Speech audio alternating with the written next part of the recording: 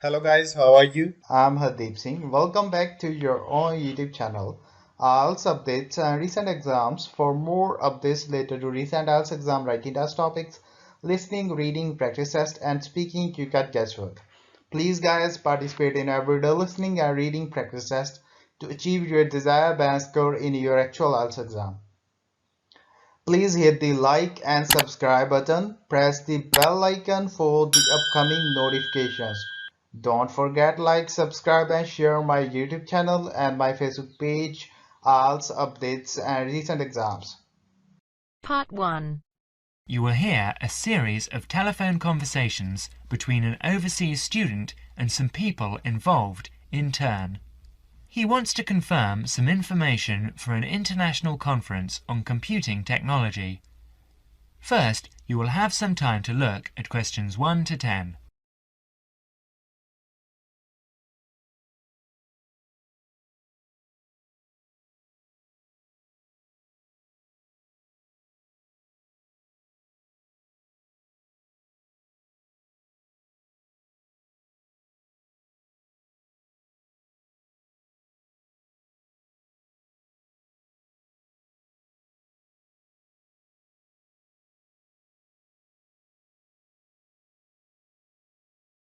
Now listen carefully and answer questions 1 to 5.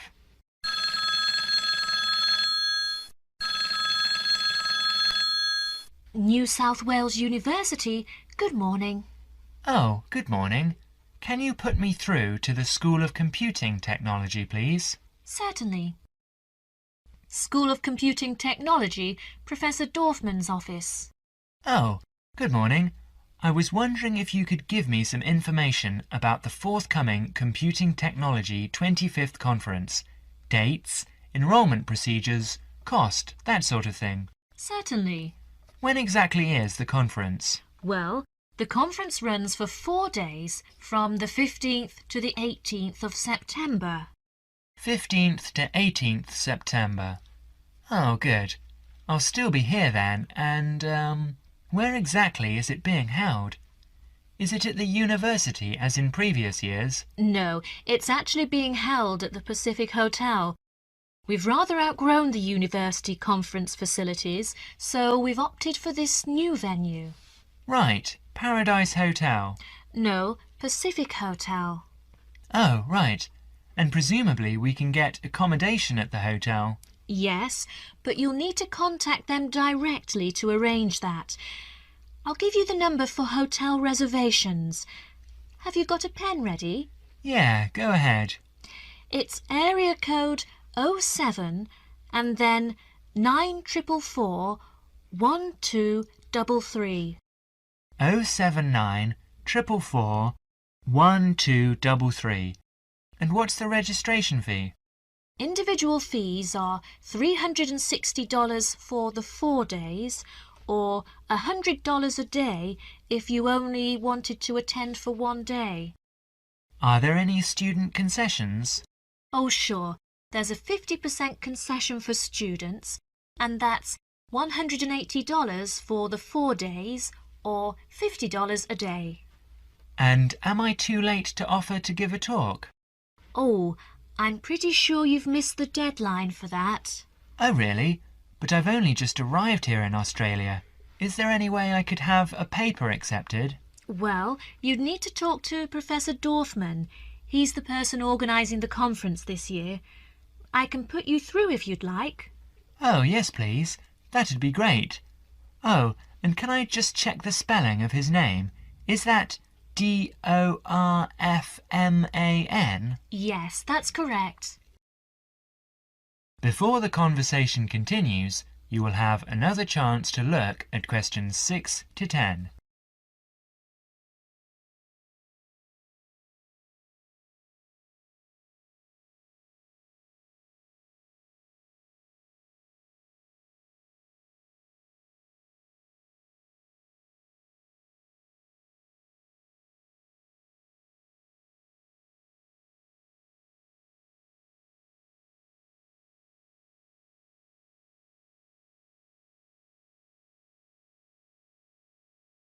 Listen carefully and answer questions 6 to 10.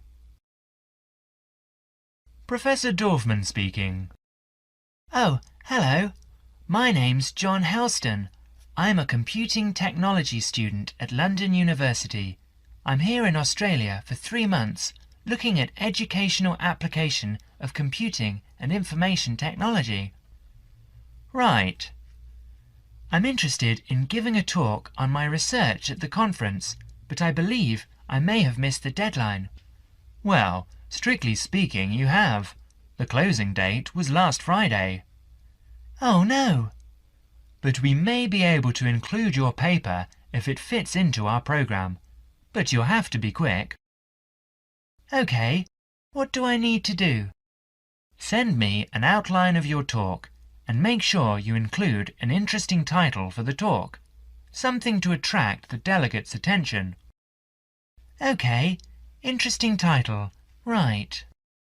The outline should be no more than 300 words though. Right, I should be able to keep it down to 300 words, but would 400 be OK? No, not really, because we have to print it in the proceedings and we just don't have the space. Sure, I understand. And also, can you send me a short CV? The usual stuff, name, age, qualifications, that sort of thing. Right, include a brief CV. Actually, you can email it to me. That'd be quicker. Sure, what's your email address? Well, the best thing would be to send it to the Conference Administrative Officer. The address is admin in lowercase, you know, in small letters. Right. So, that's admin at anuconf.edu.au. Right, I'll do that straight away. Thank you very much. You've been very helpful. OK, well, we hope to see you in October then. That is the end of part 1. You now have half a minute to check your answers.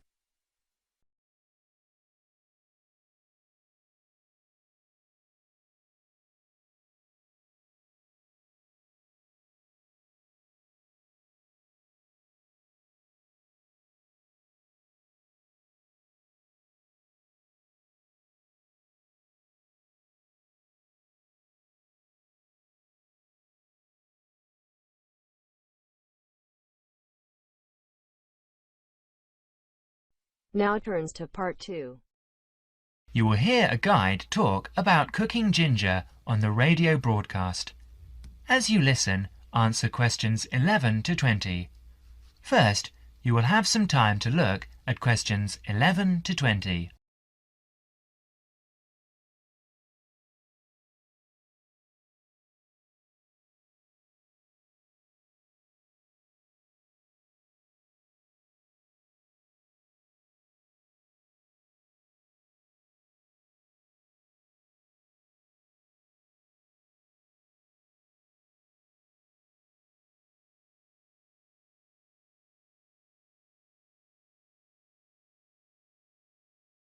Now listen carefully and answer questions 11 to 14. Hello and welcome to Cooking Corners. And this week we're looking at the most versatile and aromatic of plants.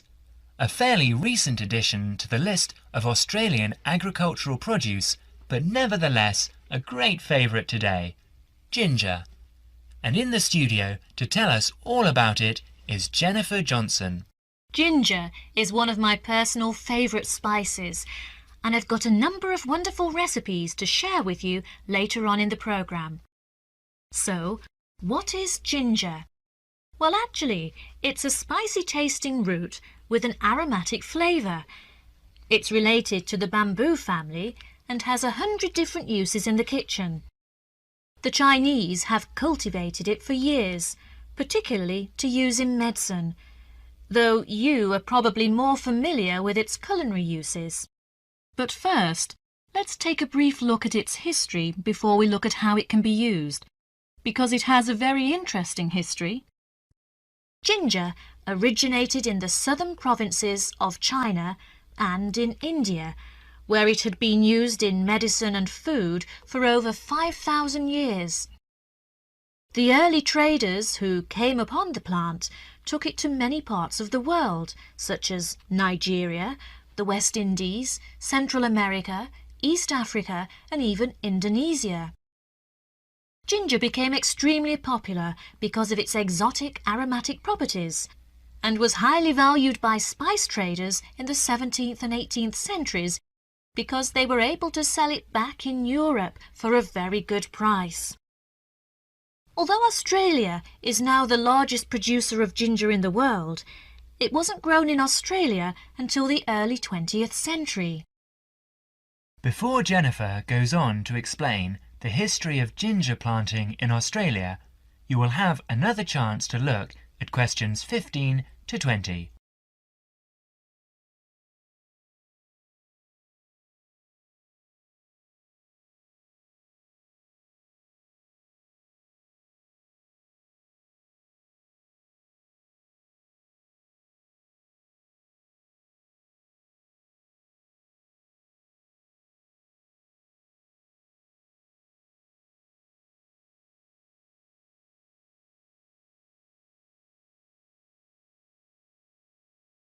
Now listen to the rest of the talk and answer questions 15 to 20. Apparently, some pieces of raw ginger found their way to an area about 100 kilometres north of Brisbane in Queensland earlier this century. The comparatively high rainfall and humidity in this area produced conditions which are perfect for growing ginger, so it became well established. But in the early days, the relatively high cost of production placed it as a disadvantage in the market by comparison with the much cheaper ginger produced by other countries with lower production costs. Then, in 1941, the supply of ginger to Australia started to run out. Remember, this was in the middle of the Second World War, when everything was in short supply. This provided a perfect opportunity for the Queensland growers to expand their production and sales. 5 local farmers got together and formed a cooperative association in a place called Buderim. They started with only £25 between them. That was in the days when Australian currency was pounds, not dollars. So they set up the company with 2 wooden vats and 14 tons of raw ginger. But they went on to become the most successful ginger farmers in the world. In fact, nearly all the world's ginger now comes from the Buderim ginger factory in Queensland. 40% of the production is used in Australia, and the remaining 60% is exported overseas to places like Europe, North America, South Africa, and even to Asia, where it originated in the first place. So now, let's move on to look at ways of using ginger in the kitchen. That is the end of part 2. You now have half a minute to check your answers.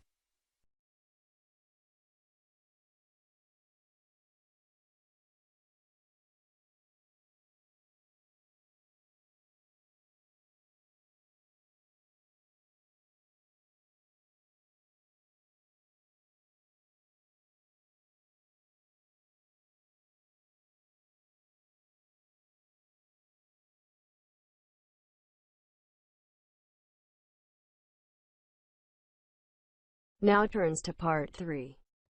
You will hear an interview about global warming.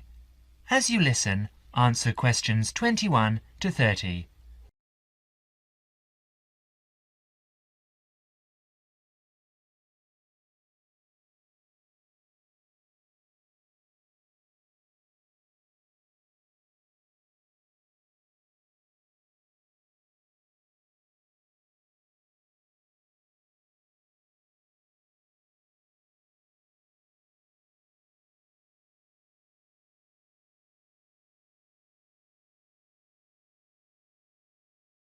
Now listen carefully and answer questions 21 to 25. Dr. Parkinson, Global warming was the threat of the 1980s, but it seems to have fizzled out of people's minds. Why do you think that is? Yes, in a way you're right. I think scientists have become occupied with the task of trying to find out whether it really is happening and, if so, whether it's caused by human activities. A greenhouse effect is, after all, a natural phenomenon. Yes, as we know, naturally occurring gases float above us, acting as insulators that prevent heat being radiated into space. And the fear is that the insulation might get thicker. Yes, and because of this, the Earth might get warmer.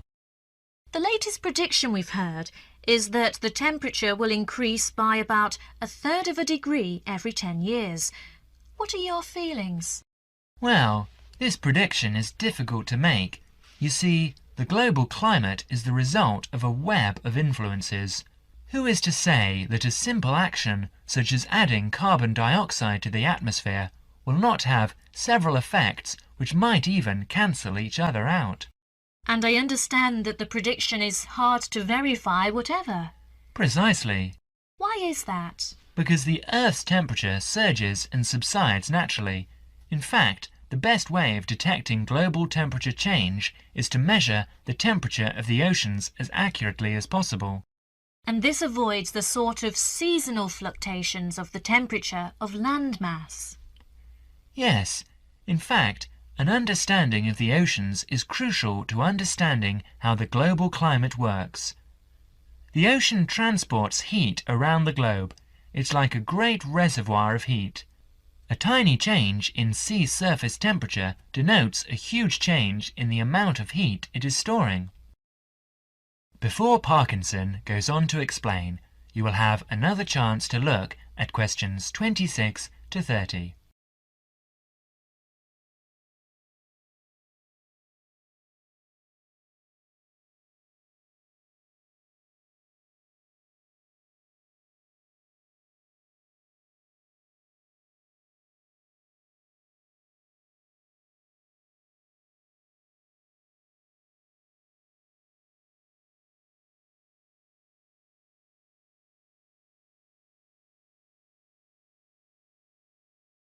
Now listen to the rest of the talk carefully and answer questions 26 to 30.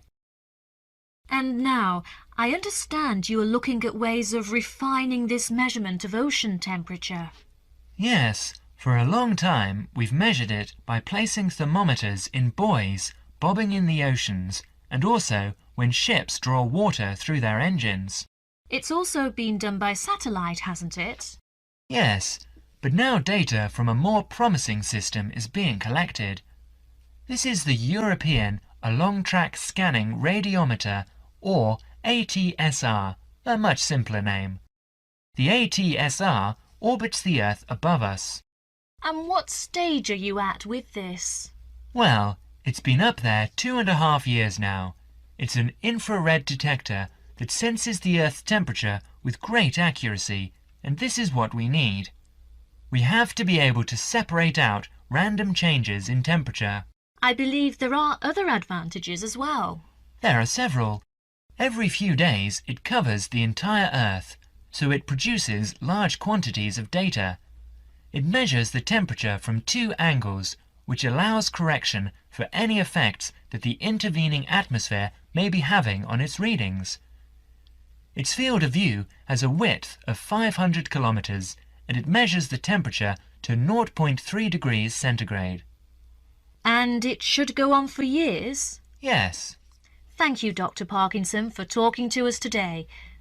And now over to... That is the end of part 3. You now have half a minute to check your answers.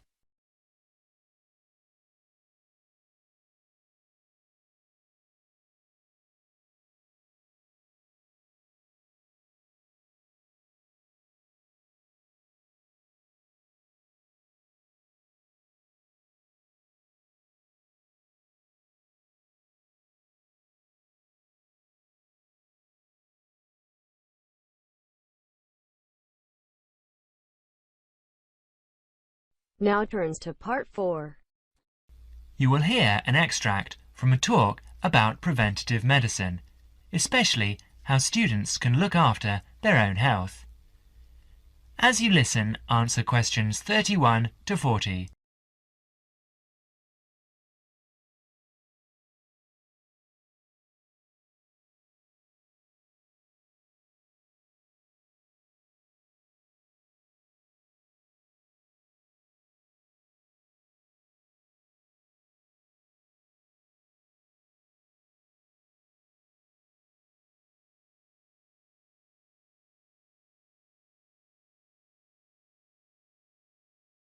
Now listen carefully and answer questions 31 to 40. Good morning. I'm Dr. Pat Plant, and I'm here to talk to you about preventative medicine in its widest and most personal aspects. In other words, I'm here to tell you how the patients should wrest control of their health away from the practitioners of medicine and take charge of their own medical destiny. I want to talk about staying out of the hands of the doctor. When a patient takes responsibility for her or his own health, and let's decide the patient is male for now, men are in fact more at risk than women anyway. When the patient takes over his own health regime, he must decide what he wants to do. The first thing, of course, is to give up the demon nicotine. Smoking is the worst threat to health, and it's self-inflicted damage. I have colleagues who are reluctant to treat smokers. If you want to stay well, stay off tobacco and smoking in all its manifestations. Our department has recently completed a survey of men's health. We looked at men in different age groups and occupations, and we came up with a disturbing insight. Young men, particularly working-class men, are at considerable risk of premature death because of their lifestyle. As a group, they have high risk factors. They drink too much alcohol, they smoke more heavily than any other group, their diet is frequently heavy in saturated fats, and they don't get enough exercise. We did a smaller survey in which we looked at environmental factors which affect health.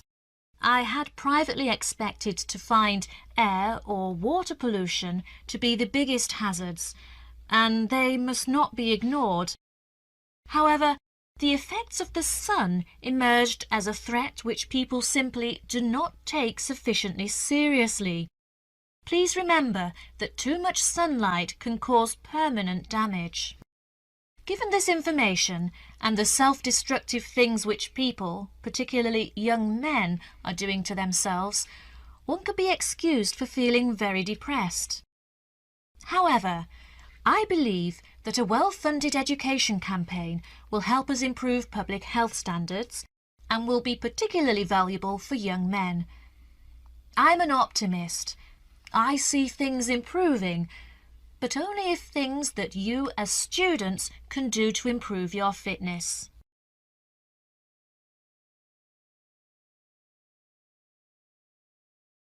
So now, I'd like to issue a qualification to everything I say. People will still get sick, and they will still need doctors. This advice is just to reduce the incidence of sickness. It would be great if disease was preventable, but it's not.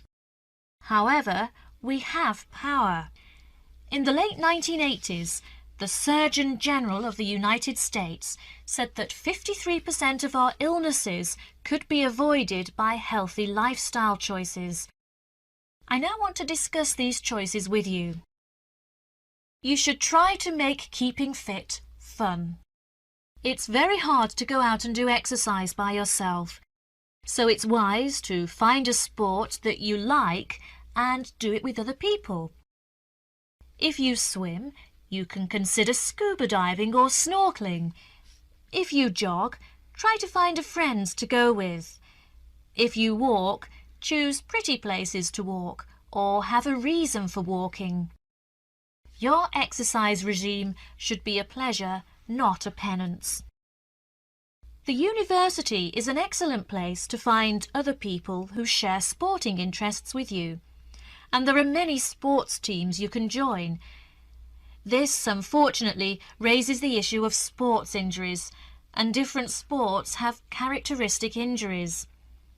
As well as accidental injuries, we find repetitive strain injuries occurring in sports where the same motion is frequently performed, like rowing and squash.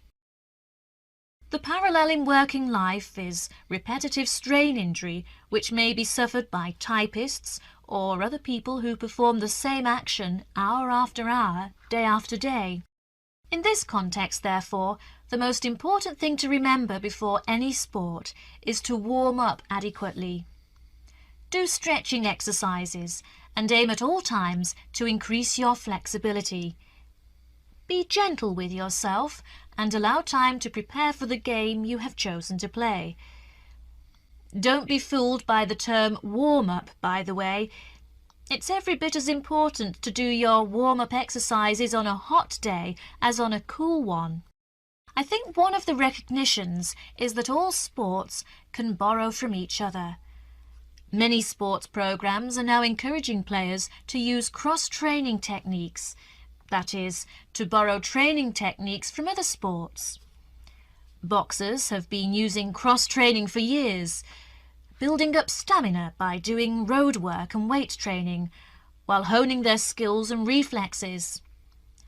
Other sports which require a high level of eye-hand coordination are following this trend. So you see table tennis players running and jogging to improve their performance, and footballers doing flexibility exercises which can help them control the ball better. All of these results are good, but the general sense of well-being is best and is accessible to us all, from trained athletes to people who will never run 100 meters in less than 15 seconds. Good health is not only for those who will achieve athletic greatness. That is the end of part 4. You now have half a minute to check your answers. So guys, don't forget like, subscribe and share my YouTube channel and my Facebook page, IELTS updates and recent exams. For more updates related to recent IELTS exam writing test topics, listening, reading, practice test and speaking, you got guesswork. Please guys, participate in everyday new IELTS listening and reading practice tests to achieve your desired band score in your actual IELTS exam. For more IELTS material, visit my official website www.ieltsupdatesandrecentexams.com. The link is given below in the description. If you need PDF files of latest IELTS material, then please join my Telegram channel. So guys, please write your score below the comment section. Again, thanks for listening. God bless you all guys. Stay tuned, stay safe.